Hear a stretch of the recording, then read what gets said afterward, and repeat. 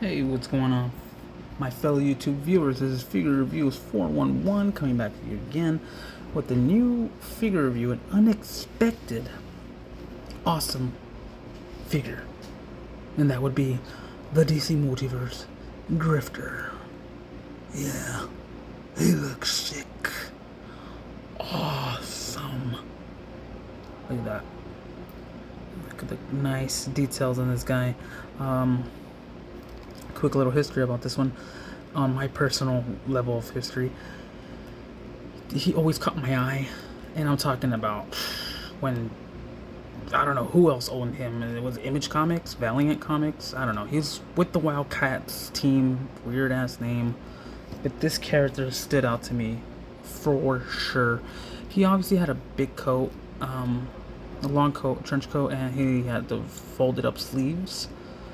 And he was so cool. This whole design is still the same, but this design is, I think it's the new version of it. It's like the reboot of the New 52, I think. DC ended up buying the rights to him. Not too sure how long ago, but it's been a while. So it's cool to get this guy again in figure form, because they did have one back in the 90s where he was about this size and he didn't move much. It was terrible.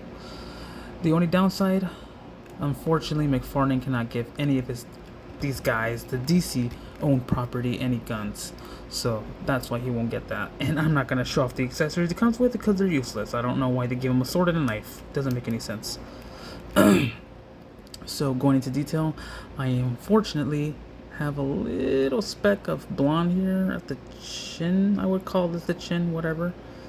And that sucks. And then a little bit of red on the pants right there. It's a small dot, not too noticeable, but yeah. Design either way, other than that, it's really nicely detailed when it comes to McFarlane stuff. It's him versus NECA. Look at those details.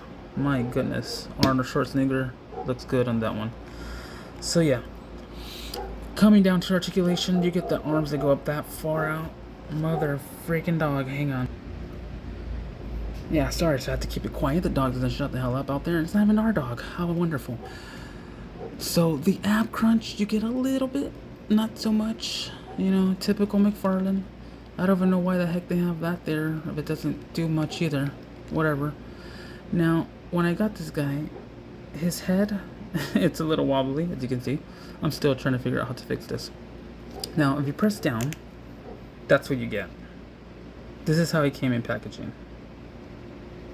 Yeah, no, I don't like that. Yeah, it makes him look close to the 6-inch, you know? But this doesn't fit. It looks funny. You can't do much. Look at that, you see? All McFarlane had to do was lift a little. Like this, pop it on, just a little snuggle right there. Now it looks good. Look at the whole difference it does. He does stand closer to 6.5 inches, almost 7, but not quite. So if you want to do a quick comparison, there you have it. This is a 6-inch G.I. Joe. This is probably the worst figure comparison I could get because these are the only figures I have in hand right now. This is an old bod.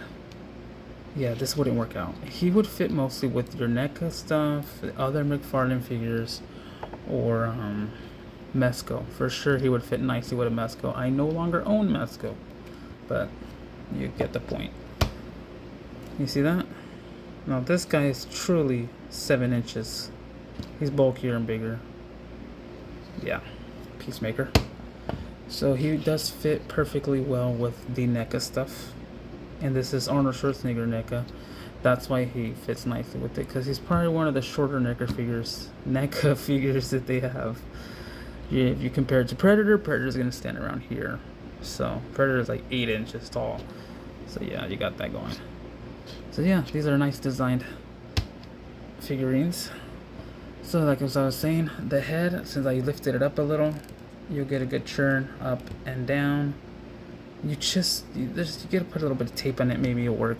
Put a little tape and it'll fit nicely. Everything about it, just a little lift will make the figure better. Like I said, the arms go out that far. T-pose in it. Nice bicep swivel. Double jointed elbow. Green is mismatched. I don't like that at all. Oh well. Hinge in the arm and the wrist goes as so. A nice little churn. Both hands are the same with that. You get a good twist at the waist. As always, the McFarlane figures, and it's always the cooler ones. He has this diaper syndrome, so I get kicked a little bit. The splits are very, very good on this guy. And then you have that trick right here where they cut it, making it look like they're gonna give you a thigh swivel, and they don't give you a diddly squat. It's crap, nothing. So you get that off a swivel. McFarlane, you really gotta work on this, buddy. Do something here, seriously. And then you have the knees. See that? Double jointed. Goes up very nicely. This up and down at the ankle. Then you got a twist at the ankle, which is a new type of twist. I'm liking it. Good job. Foot goes up that high, and then that back. And your typical toe hinge, which I very appreciate.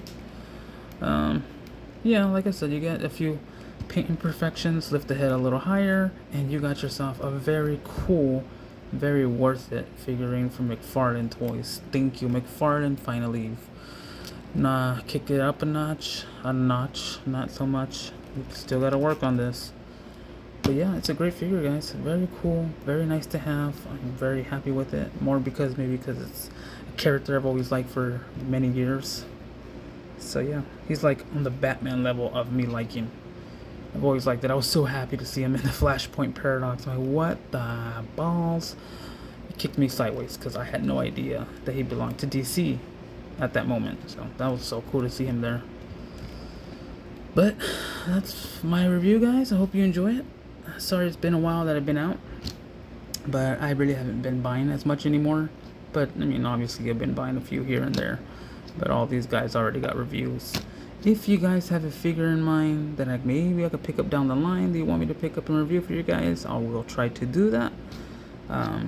Money is tight at the moment, so I'll be getting a few new ones every now and then from Legends. It's really rare that I make videos of McFarlane stuff or even NECA stuff, because I don't like their stuff. I really don't. They're disappointing. The design is beautiful, but the articulation's crap. Example, G.I. Joe, look at the design. It's all there. It's so nicely done. They lack in paint sometimes, but damn, the articulation makes up for it. Definitely makes up for it. Look at that. Drop down hinges and everything. My goodness. See, Hasbro doing something good right there. So hopefully these guys kick it up. Anyways, guys, thanks for watching. Again, this is Figure Reviews Forum 1 signing out. Deuces.